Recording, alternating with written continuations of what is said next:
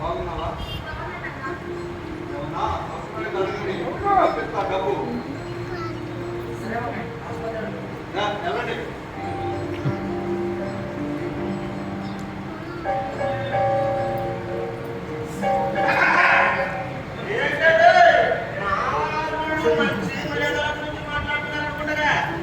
పోటీ కాదు ఎక్కువ మంది ఏంటి?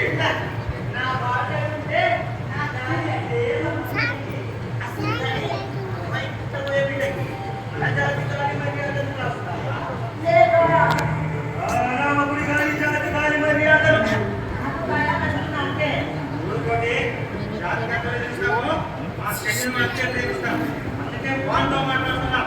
వానికి పుట్టబోయే డబ్బు మొక్క మన జాతీయులు కాదు.